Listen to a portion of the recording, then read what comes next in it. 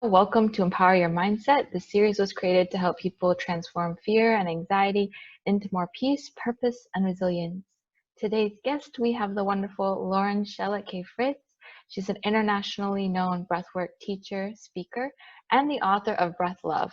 She's also the founder of Experience Breath. Laura also facilitates breathwork for executive teams, nonprofits, government agencies, corporations, hospitals, and hosts breath retreats, conferences, and workshops across the country. She's a national representative for the International Breathwork Foundation and a member of the Global Professional Breathwork Alliance. Lauren, thank you so much for being here, and it's my honor to talk to you. And I was curious if you could dive more into how you got started in all of this breathwork and discovery of the self. Well, my son was 9 months old and I couldn't turn my neck and the pain was off the charts. And so my grandfather was Western medicine doc, and I went all that way to try to heal it. And a surgeon's like, you need surgery. And so long story short, a friend of mine, and I had a 9-month-old son, was like, no surgery. So my friend took me to his breath worker, and in that very first session, it was so clear to me how this was both physical and mental emotional. And as I healed, I used yoga, breath work, some PT on my neck, and I did a lot of breath work to heal the mental emotional piece. I could begin to turn my neck, no pain. It was amazing. And I sat up from a session one day and like, why isn't everyone doing this? This is amazing. So I took my master's in journalism and I just dived into the breath and studied 2 different breath modalities, and I'm still every day learning and exploring. It's just an amazing way to heal. Wow, that's an amazing journey that you could just see such a big difference from just breathing. I think that's so powerful and really inspiring, because it's like, if everyone can just breathe, then, we could all do that. How do you? No, I was going to say 100%, because like right now, even virtually, if people start studying things online or reading books, like I wrote a book called Breath Love. And in my book, I go through the journey of my neck all the way through the healing and working with clients. And then I take people at the end through a full breath session, because I feel like it's something everyone can do for themselves every day. Like brushing your teeth, you can also use your breathing to boost your energy and lower your stress. Wow. Tell me more about that. How do you, because like if you're brushing your teeth and breathing, isn't that like kind of complicated? Or well, let me change that. Let me shift that. So I wake up in the morning, and the very first thing I do usually is put a hand on my chest and one on my belly. And during the night, you process at night when you're sleeping whatever you haven't healed or processed during the day. So, I have a lot going on in my family right now. I'm taking care of parents and all sorts of things. And so sometimes I wake up in the morning, my breath is short and tight. And so I'll put a hand here and a hand on my belly, and I'll take a couple deep diaphragmatic breaths. Usually by the third one, I'm starting to feel a little more energy coursing through my body. I'm starting to feel a little more even. And then I usually do about somewhere between 5 minutes and 20 minutes before I get out of bed, just to kind of clear the night. I don't need coffee because the breath just gives me a ton of energy. Wow. Then I go brush my teeth. I like have a ritual. So but you can breathe in and out through your nose. That's true. As you're, so the breath kind of is the super highway between just being stuck in your head, but busy, and actually being present in your life. So I try a lot to stay connected to my breath. I love that. I think having that routine is really important, because then, it's easier to stay connected. I wonder how For beginners, how do they start off if they don't have a routine? Do you recommend any certain method or certain, technique or anything like that? I've got lots. Are you sitting in a chair right now? Do you have a back of a chair or not really? I do. Okay, so just sit back in your chair for a minute, and you can feel the pressure where your back and the chair meet, right? Yeah. So I want you to take about 3 deep breaths into your back. So as you inhale, and I'm going to use my mouth so you can hear me, you feel your back widening and melting and stretching, and as you exhale, you feel it come back in. Now breathe again into your back.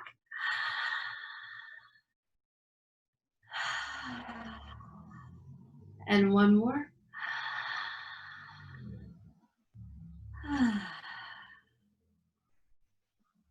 Oh, that's nice. See, it's just as simple as like, I work with teenagers and they like laughter with their breath. You got to know your audience. So we butt breathing. So I'll go into a high school and work with high school kids. And so I'll have them, they're sitting in chairs. And so I'm like, okay, do you feel where your bottom and the chair meet, right? And they're like, yeah. I'm like, all right, breathe there. We're going to take 5 butt. So you can even try 1. Take a deep breath into the seat of your chair.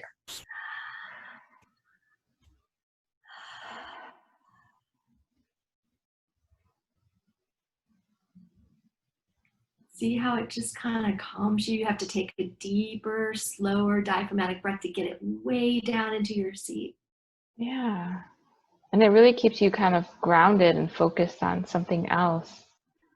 100%. And then, with adults, like I worked with doctors at this place called MedStar Washington Hospital Center here in Washington, D.C., where I live. And I had them put their feet firmly on the floor. And then I had them close their eyes. And I said, I want you to focus all the way down to your feet. So they took a deep breath in. So you want to try this too? Yeah. So close your eyes and feel your feet, where your feet and the floor meet, and breathe the breath all the way down to that place.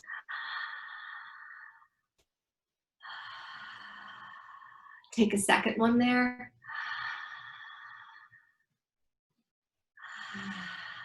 And one more. And let it out the side. That one's nice. Are you starting to feel a little energy moving inside you? I do. So think of breath work. The way I teach it a lot is emotions are energy in motion, and they just get stuck in us. So breath work helps us unstick the emotion so the energy can start flowing through the body again. Do you follow? So the more breath work you do, you're going to feel like sometimes you tear when you're breathing, and sometimes you laugh. You suppress a whole bunch of different emotions. And so as you do this, like someone will be like, why am I crying? I'm like, just go with it. Have fun. And so they breathe through the tears, and then they're like, oh my God, I feel so much energy. And I'm like, that's how much energy it took to suppress those feelings you didn't want to feel. So now relax with that energy and breathe with it. And they're like, wow, it's like 5,000 volts. I'm like, that's you. And then they got to take that in like, wow. And I'm like, yeah, you're really powerful. It's true. And you don't remember until you just learn and you practice and you see the possibilities that you could do in any moment, So for me, my journey, and it's in my book, I had a ton of anxiety and panic attacks. Like when I couldn't turn my neck, then I went to yoga, and with yoga, I got these rushes that felt like I didn't know if I was going to have a heart issue. I don't know. It was just like whoosh. And the yoga teacher's like, at that time, this is my son's 24, 21 years ago, 22 years ago, long time ago. And so she was like, I don't know what it is. So I ended up going to Western medicine, and I love my doctor, and she gave me Valium. And Valium could not hold down those rushes. When I went to my breath worker, she said, oh, that's you. That's the energy you're releasing. You're owning your power again. Can you relax with it? Can you breathe with it? And I did. And then more came. And I'm like, and she said, just like, you're surfing a wave, just bend your knees and go with it. And the more I was able to feel and breathe and not be afraid of the sensations, I became an emotional master. Wow. Yeah.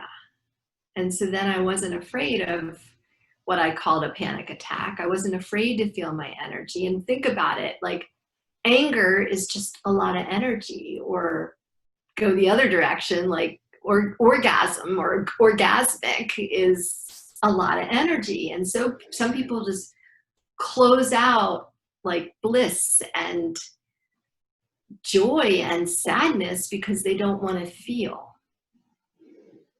So we can't breathe if we don't want to feel. So to help someone, like right now, they're telling people to take these deeper breaths. And so many people have closed their emotions down that their breath is like teeny tiny way up here. Yeah.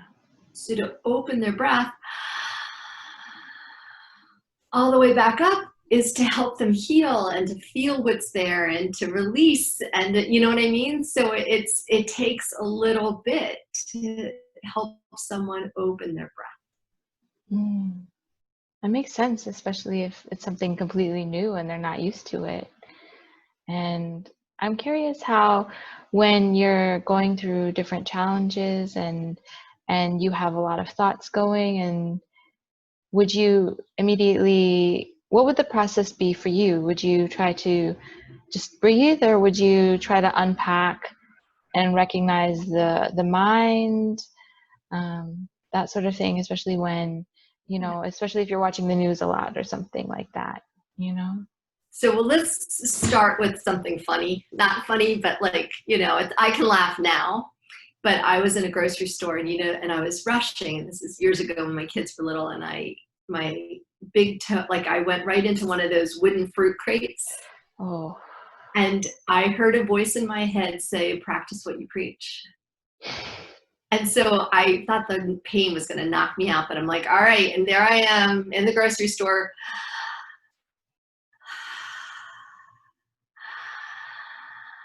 By the second breath, the wave came and washed over me. Like I felt all the pain fully. I didn't shut any of it out. By the third breath, I could go throughout the store, no pain, no black and blue mark. It was amazing, because usually when I stubbed my toe, it would like drag through each of the aisles, So that's a physical pain, to show you can breathe through a physical pain and just let it wash over you. You think you're going to drown in it, but you don't. And then an emotional pain, there's a lot going on in the world right now. And, there has to be a certain amount of trust that things are going to be okay so that we can still breathe. So a lot of times I teach a Monday night class through something called the mindfulnesscenter.org. It's people sign on at 7:10, and right now it's donation based. And so people come on and we all create an intention based on whatever's going on in our lives right now. And so sometimes when we're feeling a lot, we can bring an intention in, like, I am peaceful. So even though we feel the opposite of peaceful, we can take a minute, take a breath in, feel for I am peaceful, even if it's like just a hair width of peace that's in us. So we can just feel for something that's already in us. And usually by the third breath, we can, like, wow, okay. I can reconnect to that peace that's already there. And then you're in a better space to respond to what's going on instead of be all reactive and closed down. I really felt that, even just that moment of pause and coming back to the body. And I love that, reminding yourself to be peaceful. It's almost like doing a mindfulness practice of some sort. It's all mindfulness. It all, like, breathing, yoga, pranayama, like it's all wrapped into reconnecting to our source, who we are. You know, this is just a funny thing. Like when I work with young kids, sometimes we talk about the power of the breath. And I'm like, well, who are you without the breath? And one little kid one day turned to me, he goes, you know what I am? I'm a bucket of blood and guts and bones. And I always think about that. And I'm like, yeah. So with the breath, the breath is so amazing. And if you look in any religion or go back to the spiritual roots, breath is always there. And so, respiration, re-spiritus, re-breathing in spirit, like the breath is powerful. I agree. And I think the more you learn about it, I feel like the more it helps you. That's what I've come to understand lately. And yeah, how did you realize that you had this gift of sharing breath work to people? Like, when did you know that you're like, I want to do this for life? So, well, a fun story is I took a picture of a woman named Laura Hillebrand who wrote a book called Seabiscuit, and they made a movie out of it. And she's a famous author, and she has some health challenges that zap all her energy. And so I was warned before I went to go photograph her. And I read somewhere, if you do some deep belly breathing, you smile bigger.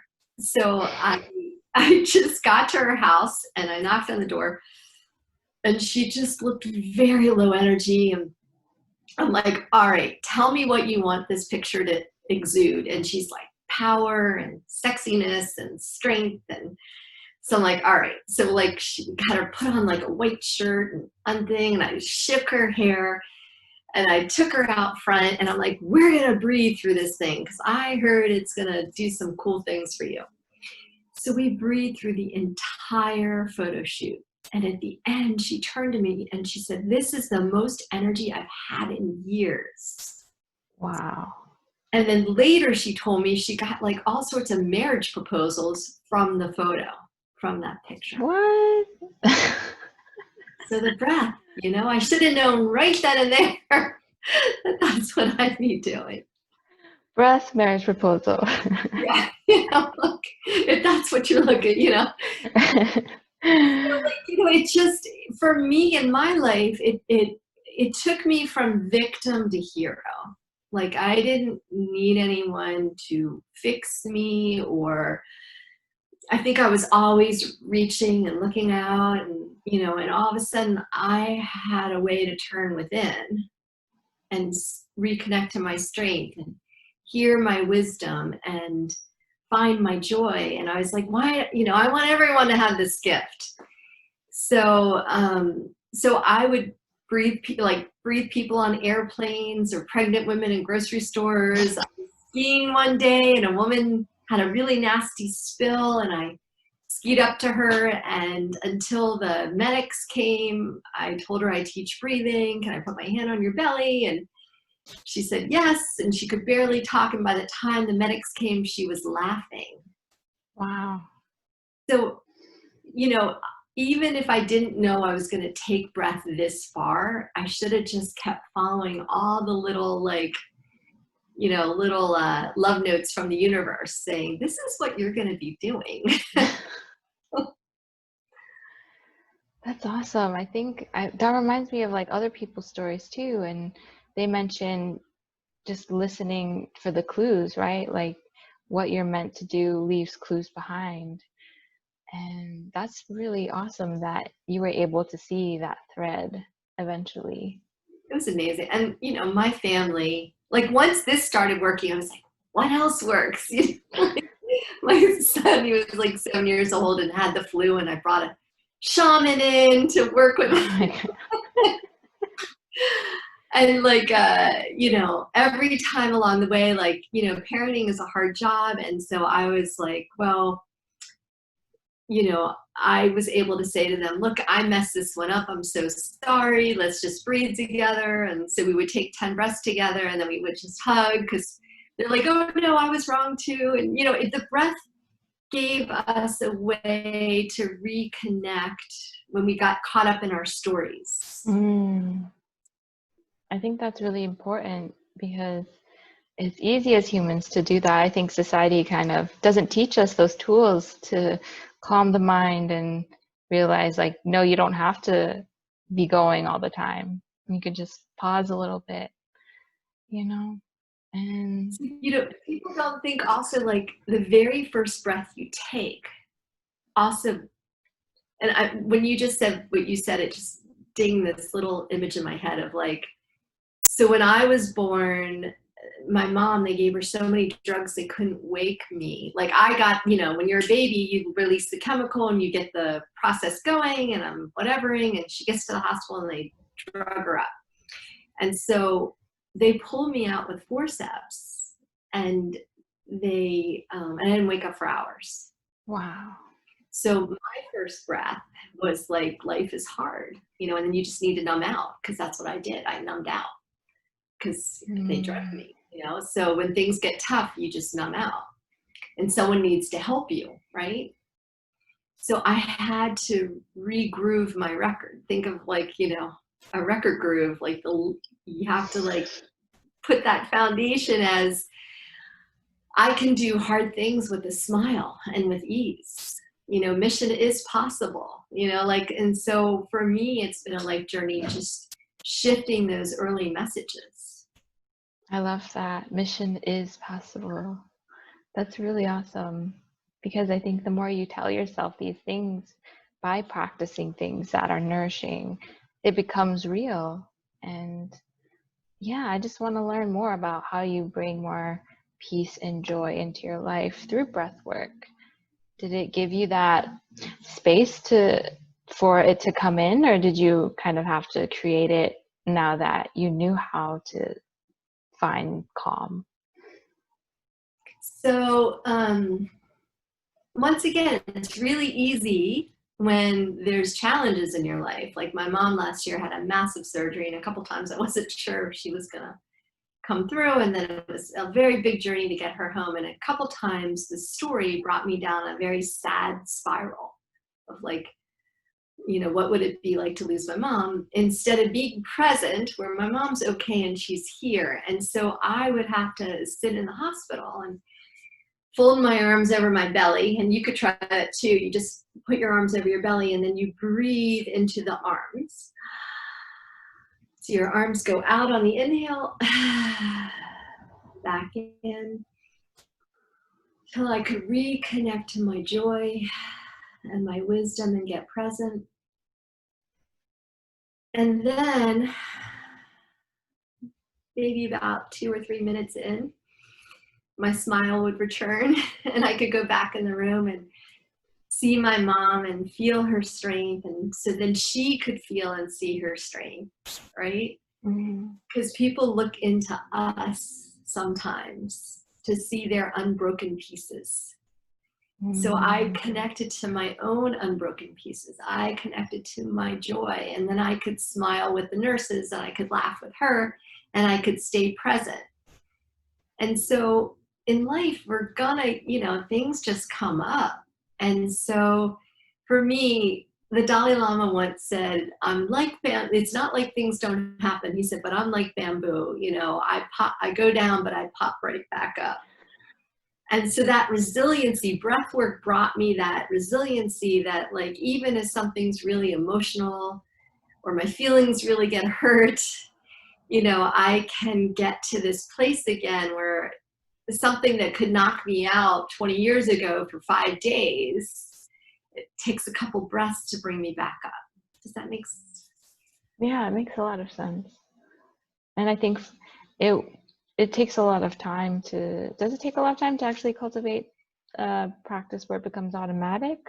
Or would you say, like, maybe a month to really get into that pattern? So it's like brushing your teeth, right? So, like, if you're consistent, even 10 breaths as soon as you wake up, 10 breaths, somewhere during the day where, like, do you have a time during the day that's a little harder for you, like morning, afternoon, or night? A little bit in the morning, yeah. Okay. So in the morning, when you feel, what does it feel like inside your body when it's hard? Sort of like stagnant, like it doesn't want to get up. Yeah. So feel that stagnant. Is there any other descriptors you could use other than stagnant to describe that sensation? Tired and yeah, maybe like a little bit low energy in the morning. So is that sludgy or smooth or flowing or clogged, or you know what I mean? Like just all the. Yeah, I would say like more like fog, like kind of like drifting and, off-centered a little bit. So the minute you feel off-centered, that bell is going off that you have to take 10 breaths. And you can put a hand on your belly and one on your chest and breathe from your lower hand all the way up and let it out with a sigh. And then again. And let it out with a sigh. And 3. Then 4.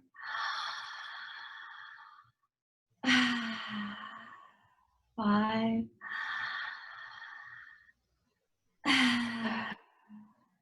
6.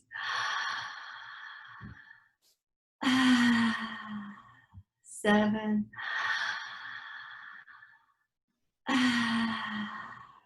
8.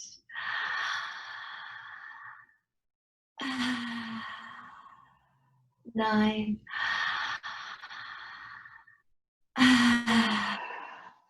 And 10.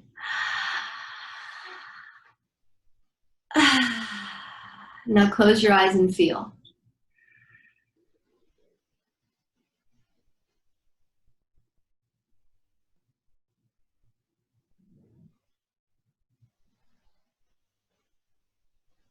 Can you describe what it feels like inside right now?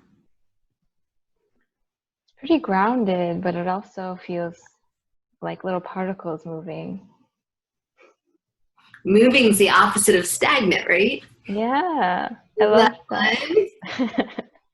It's really fun, actually. So the breath, so when I give someone a breath session, right? Like, imagine what you just did, maybe not sighing the whole time. It's conscious, connected breathing. We use the nose, sometimes we use the mouth. All day long when you're walking around, whatever you're doing, you're using your nose because that has a filtration system. But when you do breath work and we want to move some energy or emotion, we're going to use the mouth to start because it's going to help release. And then we shift to the nose.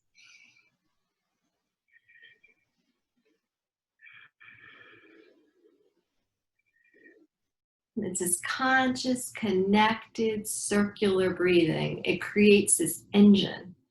And what it does, think of sadness and anxiety and depression as low vibration, and think of like laughter, joy, bliss, whatever, as high vibration. So as you do this circular breathing, it's going to create this engine that it brings up anything unlike itself. So you'll feel sensations and you'll breathe with them and you'll start to laugh and then you'll breathe and you might cry or you just, whatever. And by the end of it, you feel a lot of energy buzzing in your body. And most of the time you feel like you had a vacation, but you're energized and you're energized. That's like a double bonus. Exactly. So when I go into companies, they love it because I do this at lunchtime where people feel kind of lethargic. And so by the end of it, they're like clear-headed and much more buzzing. Wow. And sometimes someone will have a breath session and they'll just feel really angry after. And they're like, why am I so angry? And I'm like, because you've probably been suppressing a lot of anger and you just need to be with it for a couple of days and breathe with it and see what it has to teach you. Exactly. I can relate. When I first started doing mindfulness, I had that same thing when I was like, oh, I want to give up because I'm not getting the positive benefits, but really that's just part of the healing cycle, if anything. So, yeah. So we're almost out of time, but I was curious if you wanted to talk about your book, or you gave us so many amazing practices and exercises already. Do you want to do either a practice or a discussion? What do you feel? Well, I want people to know they can find me at breathlove.com, Mhm. and they can buy the book breathlove.com. And hold on, let me just grab. Just because it's a really easy way and it's a really short, loving, packed way for people to just start to begin that love affair with their breath. And then I would love to, let's see. Well, I always want to get people breathing. So do you want to do a little breathing for a minute? I'd love to. All Let's do right. it. So start by putting 2 hands on your belly. Okay. And then as you inhale, see if the belly goes out. And exhale, see if the belly comes back in. Is that happening? Yes. Okay, great. For some people, that's really hard, and don't worry, there are ways to shift that. So for you, then you can keep 1 hand on your belly and 1 on your chest. And we're going to breathe from our belly all the way up, and we're going to let it go with the again.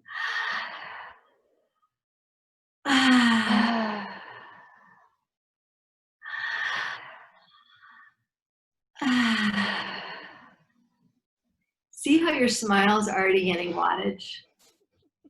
It's really fun.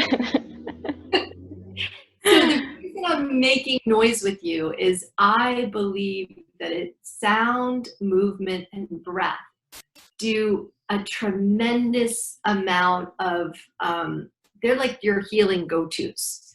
So I did something with the doctors at Washington Hospital Center. You want to try it with me? Yeah. It's a fun way to bring them all together. All right, so you got to stand up. Okay. I'll have to stand up. We're gonna do a cookie monster. It's a cookie monster. Yeah. So you're gonna breathe your hands up in the air,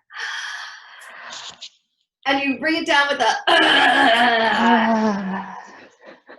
So 2 more.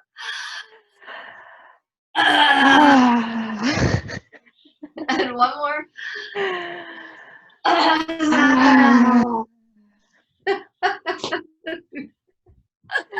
That is so cool. Sound, movement, and breath. So there's all sorts of things. Like my Monday night class, I have people like put their hands like this and breathe one direction, and exhale another, and then inhale,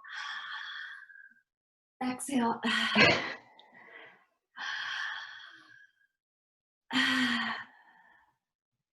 and then close their eyes and feel.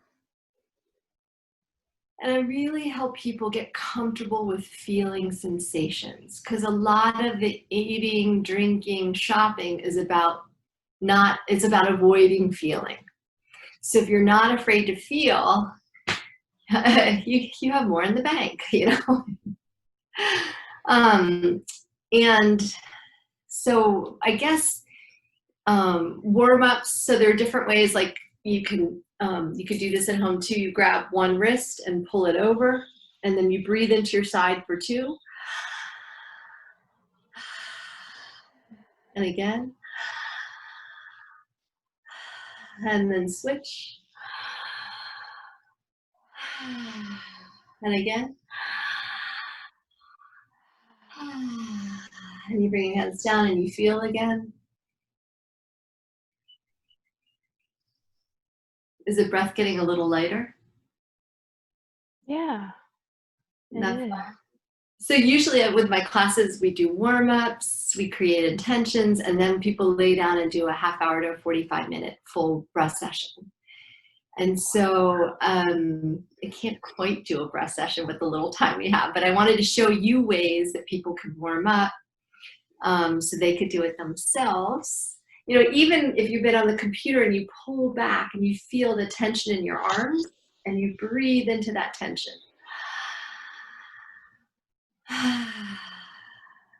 Again. And then switch.